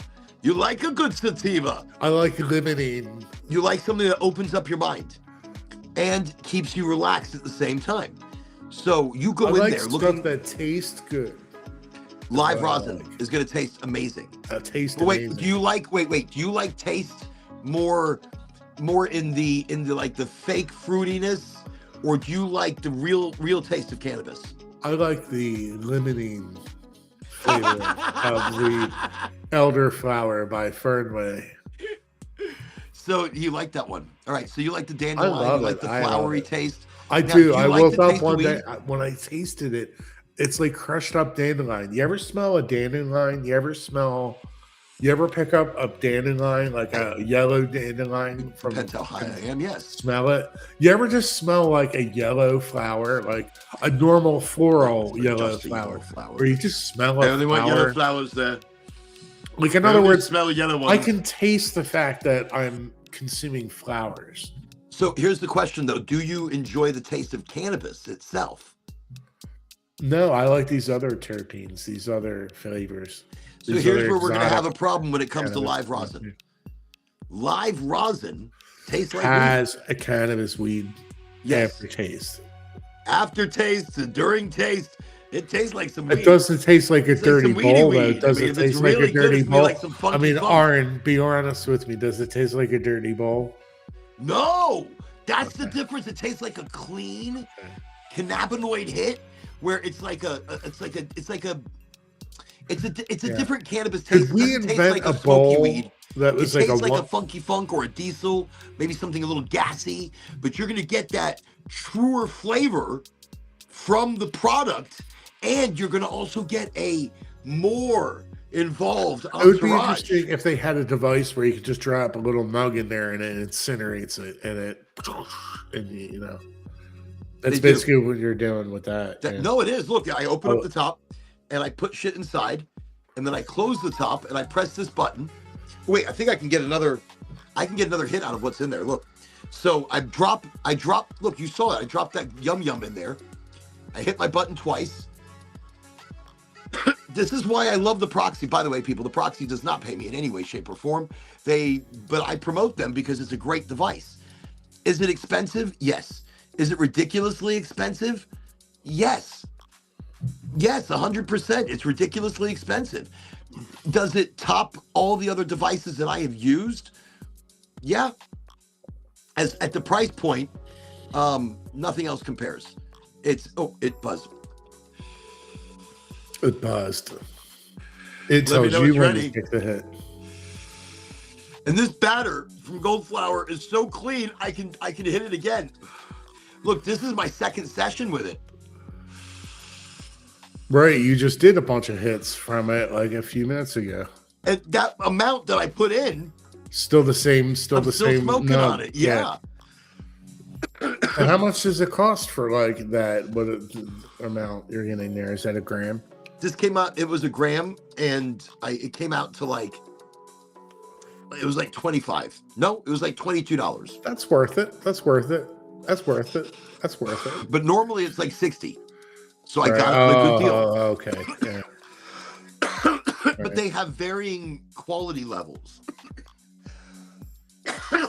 Could you imagine just being an influencer and smoking weed? A weed influencer. You know, I do it more educationally.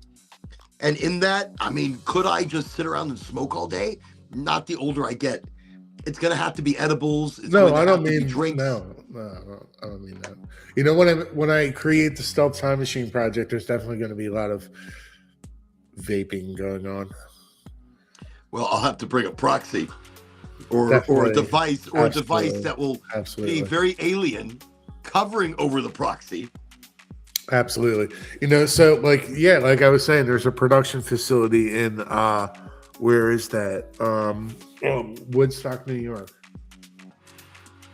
You know, like where they had Woodstock. There's a place. And they do music videos out. and things like that, you know.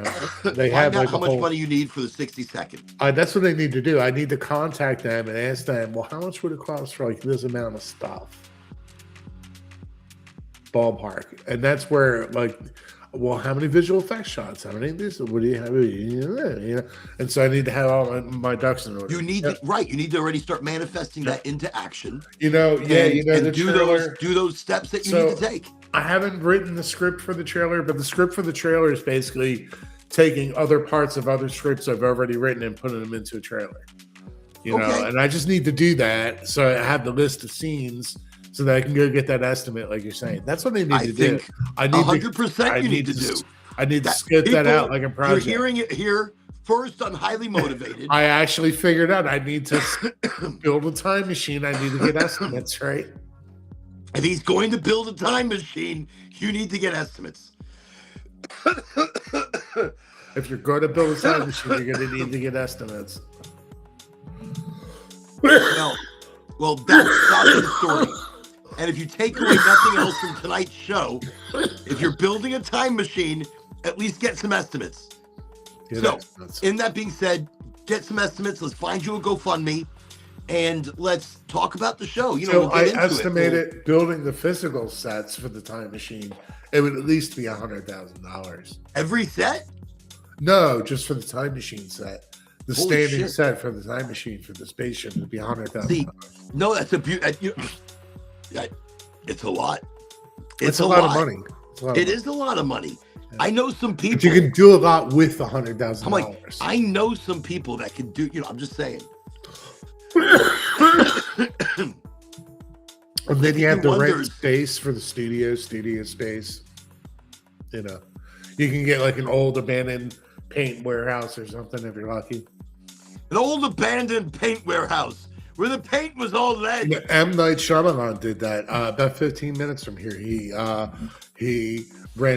bought an old abandoned paint warehouse and then built the there's a show called The Servant or something, and he built the servant house in this paint factory. It's a whole house with running plumbing, electricity, and everything.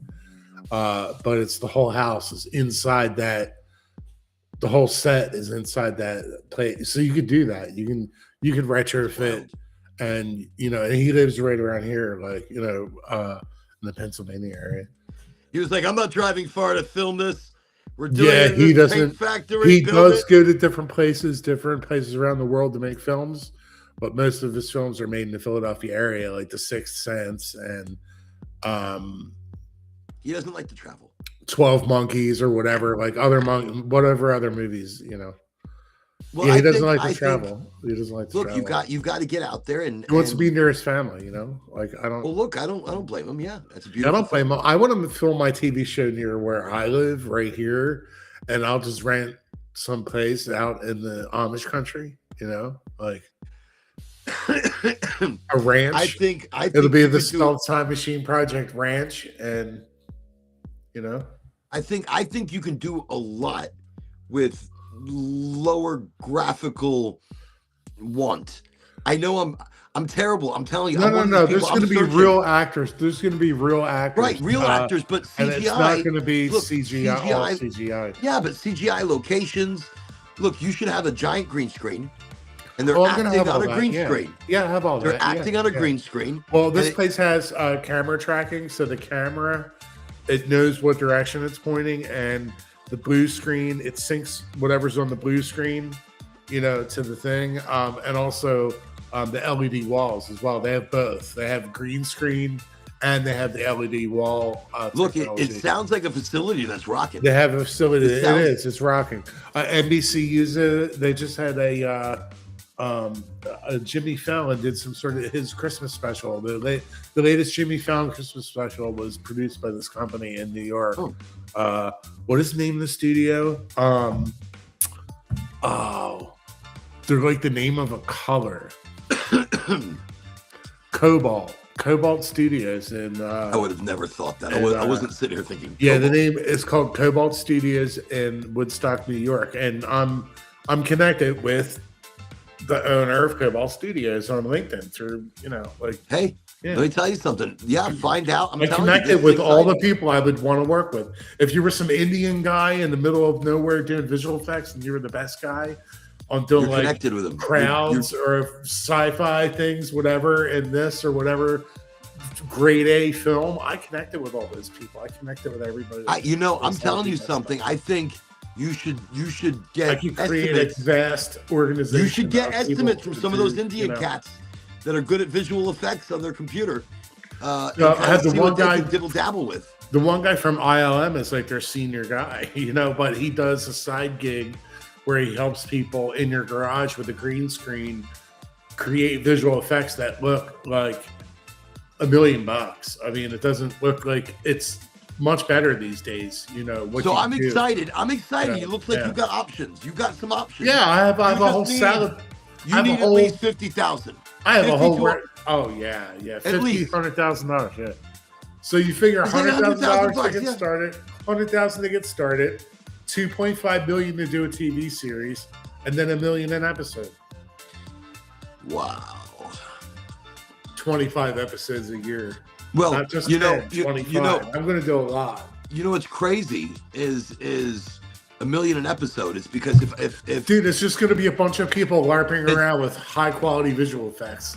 I think Smoking weed and doing funny shit. I but think you high can do it a lot quality visual cheaper. effects. I'm the cheap guy. I'm always cheap about these. No. I tell It's going to people, be really good. I'm telling you. But it's not going to be like you said, you can't have so much visual effects that's all it is. It's just all. That's what I'm visual saying.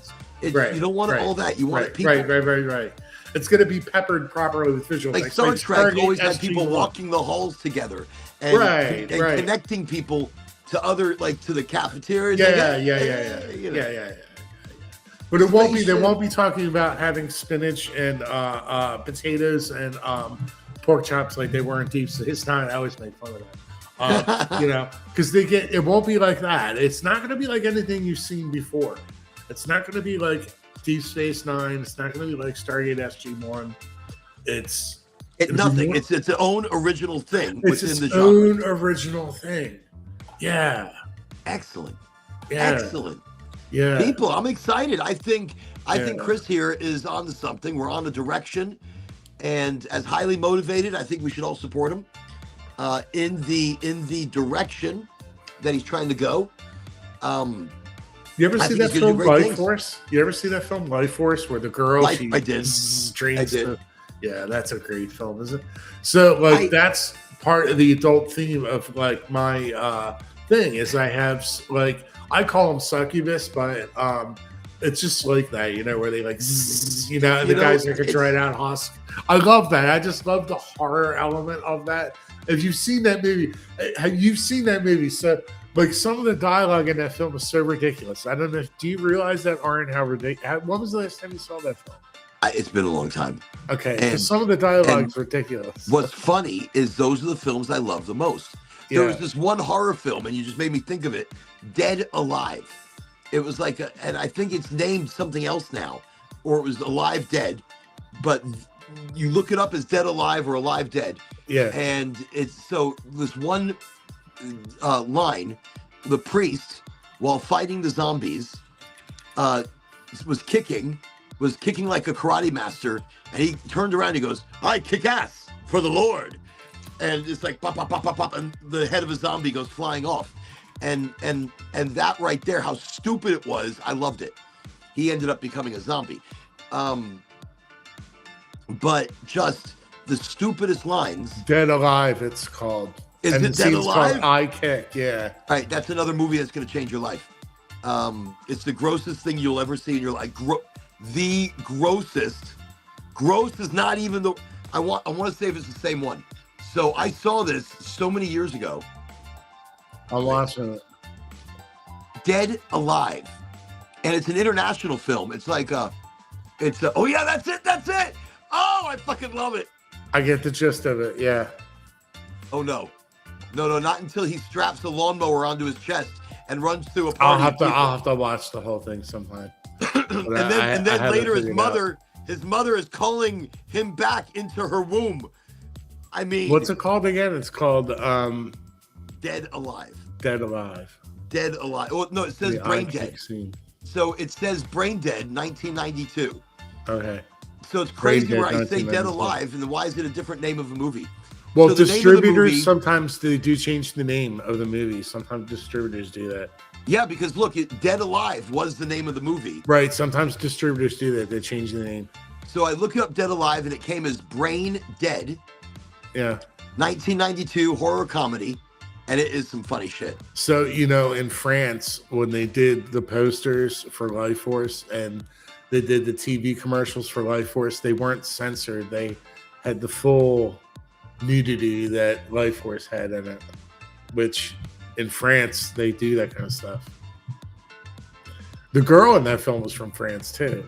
So there must be something to that. It's interesting. Actually, so Brain Dead released as Dead Alive in North America is 1992's New Zealand. 1992. New Zealand zombie. Peter Jackson was the director. Isn't he a famous director? Yeah, he's the Lord of the Rings. Holy and he's shit! from New Zealand. Yeah. Oh my god, he was the director of this? Fucking genius before he was genius. Brain Dead, 1992. Yes. Look, now he likes it even more. He's like, wait a second, Peter Jackson was the director. This was a. Oh my god, how about that? It's a comedy splatter film directed by Peter Jackson. That's the one. Crazy. Okay. Crazy. No, that's. Look, All it right, was I'm gonna growing up. bookmark that. I watched this. It was amazing. So I can labor my bookmarks with even more bookmarks, but that's okay because now I will actually go watch the trailer and watch that film maybe. It's gonna change your life. Yeah, especially like the way you're talking about it. You're like, yeah, you need to see this film, bro. Look, absolutely. And look, when you smoke live rosin, I'm going back to this for a moment. Live rosin is what you need to look up. That's the vape. If you're going to vape anything, you vape that. It's a cleaner product. It has nothing added into it. Just the live rosin. Right. And the live rosin, I told you, it was washed cannabis. I need and peons to pick my fruit for me and taste the fruit and only offer me the fruit that is ripe and perfectly delicious. And it's same for weed too. Like that would be great, wouldn't it? You're gonna go in there and you'd be like, yes, hello, gentlemen. You ever hear that? Like the king or queen of England or whatever, rosin. they have their bed shipped from their home in Buckingham Palace to like wherever they're going. Like you ever hear that? Like the royalty, they have their bed shipped. That's all my wife watches. My wife watches all that royalty stuff, all that like old drama. Right. She loves that Bridgerton shit. I can't. You will have all my stuff shipped here, you know, and you will do these things and you will lay these things out in a certain way. And that's a big production value. Let me tell you something. They are going through a lot of live action. It would be great to be so successful that you could do that, right? Like you could just be like, yes, you know, the TikToks go here, the green M&Ms go there. The cherry Starburst go here. And they're like, but what about strawberry? Going to go into? Huh? I'm telling people that's where most of the money is going to go into. That's it. Yeah, Chris is going to be up there. No. Fresh fruits. On the cast. Only fresh fruits. Right. Only fresh fruits. Only. What color are those M&Ms? I said only green. Yeah, you could grill a big salmon in the backyard. That'll be a surprise to the key people at the production company.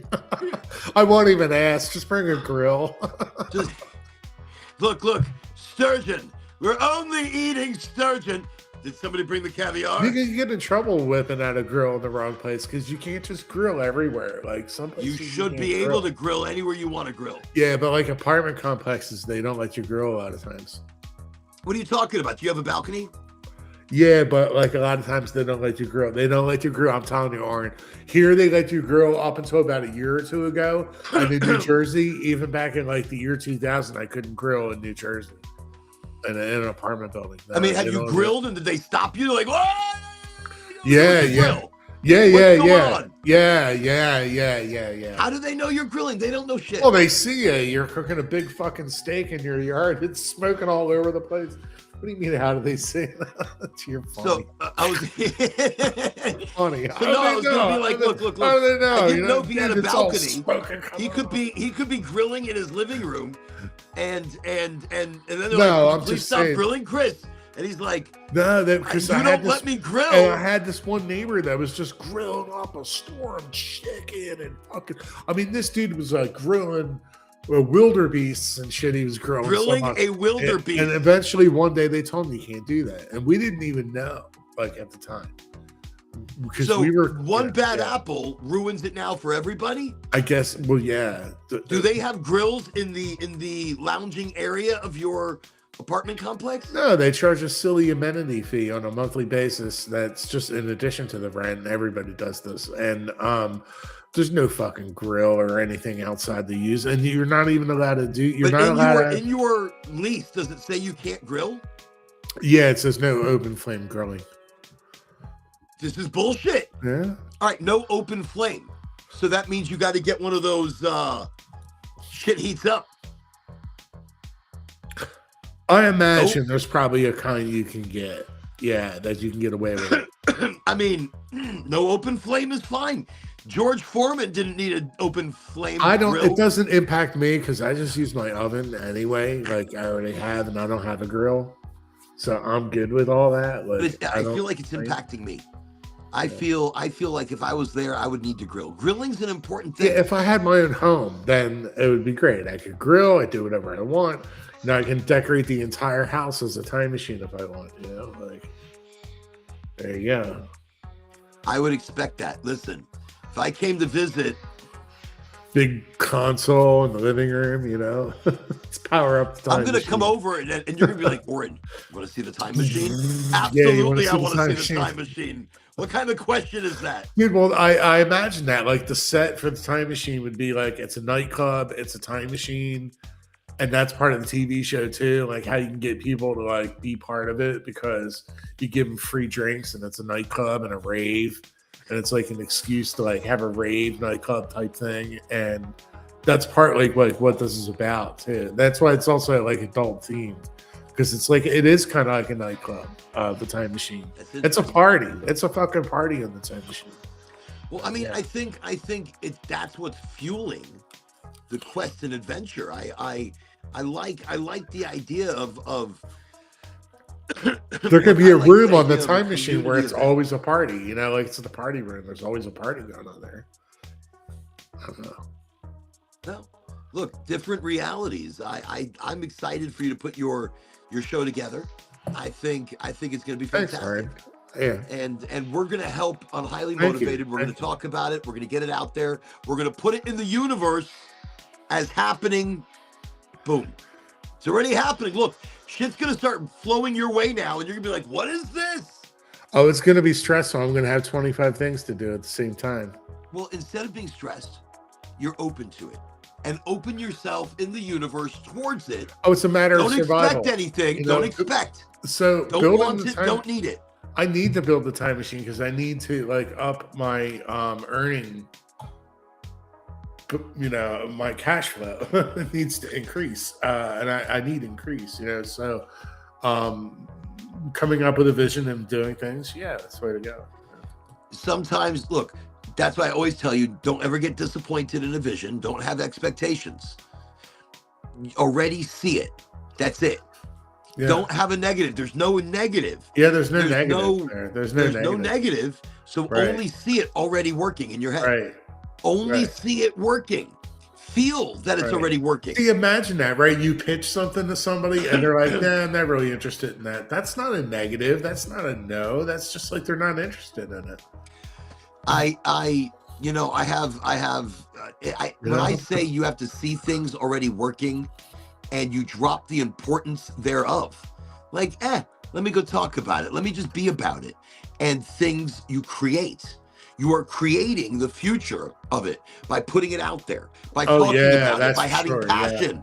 Yeah, think about that. Your brain waves are going out there. All these broadcasts and radio waves and all this stuff we're doing now, even with the podcast and everything else. Look, and even just when we think our brain waves go off. Yes. Into and outer you said you've already got like 100 episodes. Stealth Time Machine Project. That's Einstein said that too. He said every bit of the cosmos affects every other bit, theoretically, from a gravitational thing. And gravity is the Higgs boson, which is like the God particle, which is like everything's just like this big weave together, like soup of quantum, whatever it is, like that science tries to describe it. Well, no, I that's absolutely. You put signals out there like that works. That's the thing. I believe that. We are creating that soup. We are creating it as we speak right now. Look, the future is not there. We are manifesting life is happening live right now. That's right. Yeah. You remember Silver Surfer? I vaguely remember it. I was not like a big fan of the. I know. Remember he used to ride though, like this. I know of it, and I've seen scenes, but I'm not familiar with the mythology and the origin. But imagine yourself as the Silver Surfer. Imagine yourself as because he's creating that path. He's creating So- a bridge for him to get himself to go. So on imagine going you after as it. that. You are creating Yeah. that. Isn't that something? It's Isn't not it? there until you are riding yourself Isn't into it, something? Right. and you're believing in it. So Right. that, I mean, I don't know why that popped in the Right. mind, but that's why. It's like walking into an empty room and then the reality starts creating itself around you. That's it. You know? That's exactly it. Yeah, it's really cool. Well, Look hey, what day- Aaron, you know, Look what it's day is it today? it's 9:55 and it's Wednesday, so this It's is Wednesday. a good That's right, midweek people. broadcast. Are you going to be on Friday? Oh yeah, absolutely. Friday's going to be an exciting night. Actually, have some very, very wild stuff to talk about on this Friday. Okay, you're going to be on though, like because sometimes Oh you're yeah, not on. am I going to be live? I should be live. I should be You live. should be live. I'm just asking. I should be live on a No Friday. pressure. I should No be. pressure. If you can't be, then you do the recording. You know, is what it is. I appreciate it. You know? If I'm on the road, and so lately I've been on the road a lot. We have not been at the home Yeah, you studio put the broadcast on then, right? as much as when I you're would not like in to. the So studio, yeah. if I know my week is like that, I'll do some pre-recording.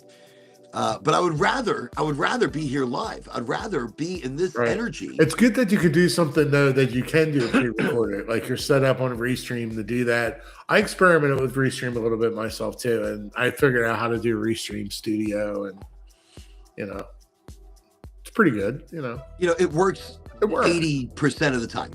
Yeah.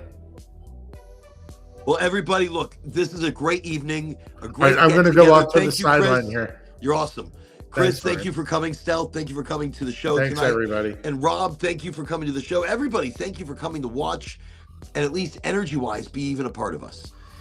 Tonight we were talking about Stealth Time Machine Project with Chris here, and we're going to manifest that on the track. We're going to get things rocking and rolling because I think that right there, that's part of community, and it's a story that needs to be out there. It's something fun. It's something enjoyable. And look, let's help that become created as part of our directional energy. And that's what this show is. This show is all of us coming together, all of us creating wonder, authenticity, the search for ourselves and our real inner happiness. I search for it all the time. And at the beginning of the show, I started things where I was like, I'm going to jump now. I'm going to Pardon? jump now. It feels weird. Like I just want to hang on to the end. Like I might rejoin just to watch the end. Well, look. Well, either way, let me do this. I have an idea. Here's what we're gonna do. Watch. I mean, because I'm I gonna can show hang you- on to the end. I'm not in a rush to go. I'm just, Well, no. Here's what I'm gonna do. So you're still there, so you can still see me, right? I think you can still see me. I see. So what I did, I just removed it from this thingy thing, from the thing, and so that was Chris. Here's the thing. The world around us is pumping and beating and moving so fast, and there's so many things happening around us right now that are just, like I said, sensory overload. 3 million files, political upheaval, inner country turmoil. It's a lot to take, and there's a lot of distraction right now, and I really don't know why. I do, but I don't. I don't know the deeper core. Is it to shape us? Is it to move us? Is it to make us buy more, sleep less? I don't know. I don't know. I feel too much. So that's why we have the show. And we just talk about 1,000 things, and we just smoke a joint or two, and we just be. That's why we don't get political. That's why we really try not to get religious or anything. We just want to float on that eternal, ageless, ancient energy. That's what we want to float on. Highly motivated. Thank you for coming to the show. Thank you for joining our energy. I'm feeling a little loftier this evening than most evenings. But in that, thank you for coming. Thank you for being here. Thank you for being you. Highly motivated. You can catch us Friday, Sunday, Wednesday, 8 o'clock Eastern Standard Time on all the places that you catch us on now. Good night.